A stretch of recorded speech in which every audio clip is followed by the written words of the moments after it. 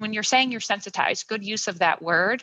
So that word is coming from the concept of anxiety sensitivity, which is when, the first fear that someone will have will be their automatic fight or flight reaction plus catastrophic thinking. Our second fear, or anxiety sensitivity, is when in the presence of that first fear, we add a like, oh no, there's something wrong with this. And so anxiety sensitivity, the oh no, I don't want to feel this way, is a trait that we see in like 1 in 5 people. And if you're a person that kind of has an oh no when you feel anxiety, then states like being hungry, angry, lonely, or tired, stressed, sick, or around your menstruation can all be times where you feel sensitized. I think the biggest thing is just like, it's okay that it's there, like letting it be there and not trying to prevent it from being there or like using it as a sign. I think the biggest thing was I would use it as a sign that like, oh, this like job isn't right for me, or this position isn't right for me, or like this environment's not right for me because I'm getting so much anticipatory anxiety. But I think it's just like, I have a really interesting mind. I'm learning more and more about how in the past, and still sometimes now, but hopefully less and less, I put so much energy into avoiding situations that cause me anxiety or that would sensitize me, that I think it just increased that cycle. And so I'm really trying to change my attitude and look at, as I move forward over time, it's a process, it's over time, but over time that my anxiety will lessen and that hopefully I'll feel calmer and just be able to relate better in whatever the situation is. It doesn't mean that I'm not going to get anxious, but I'm trying to utilize, there was a saying that one of the therapists said, he said, don't overestimate the risks and don't underestimate my ability. Most people in general, but also those that are suffering from anxiety disorders, are pretty self-critical, particularly when they might be self-critical towards themselves for not living up to the standards that they want, or for their anxiety getting in the way of their life, but also in the context of cognitive behavioral therapy. Also, once you learn what creates, maintains, and intensifies your anxiety, a lot of people become self-critical when they're not able to relate to it effectively because they're aware that it's making it worse over time.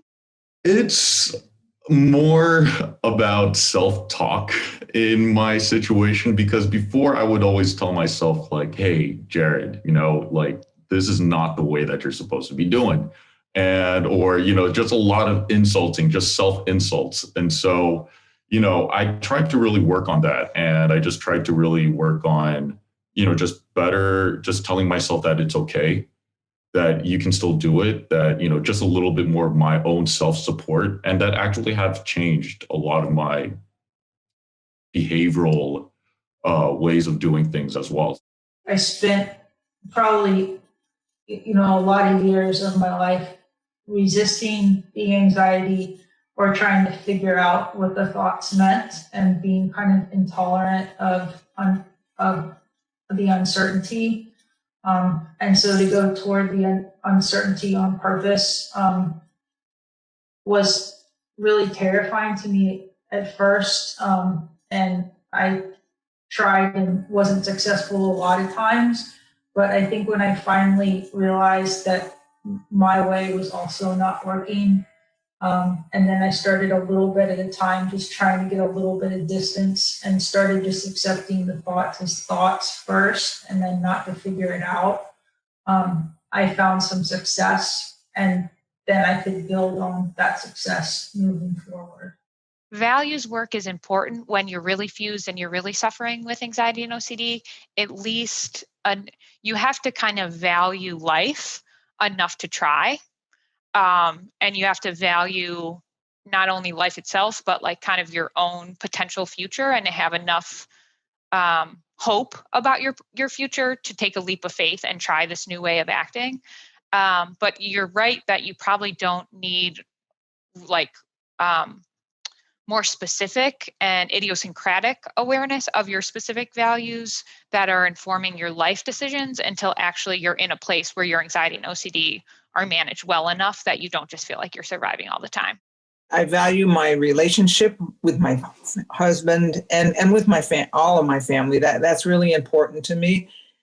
And I'm realizing that when I'm really caught in my anxiety, and especially if there's a lot of catastrophic thinking or fear, that it kind of cuts off the natural flow of my relationships. I'm learning that it's not just about me, and that as I can care enough about myself to want to get better, that's going to improve my relationships with family. For me, I remember this like very permanent type thought that when I was really in the thick of like anxiety and OCD, where I was like, oh, I have to like be a good person so that like if I were to do something to harm somebody, like they wouldn't believe it because they think I'm such a good person. And that like thought fueled a lot of my decisions and my actions for a really long time. And so I felt like once I was able to work through that thought, and like kind of disassemble it and like learn what OCD was and learn what like harm, OCD is, it was easier for me to actually be like, oh, like, why do I want to be a good person? What does it mean to be a good person? And not just like fueled by anxiety.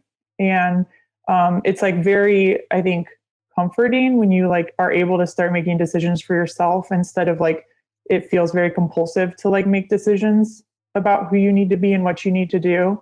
I made the podcast for the very reason that you're describing, that I think the more that other people can hear other people thinking through, like not only what they're experiencing, but how they think about what they're experiencing and then what their options are. That's not only like one of the magical parts of group therapy, but I'm hoping that that's also part of the podcast. But I think that that can be true in healthcare or in teaching, in other parts of everyday life, when you can shift out of judgment or criticism of yourself or other people for whatever they suffer from, and you start to get curious about what they're experiencing and how they're coping with it, and then even like successes for what goes well. So when you encourage other people, for instance, in your profession to make lifestyle changes, and then you can hear their thinking and you can embody their thinking, all of it, I think, can be like positively reinforcing.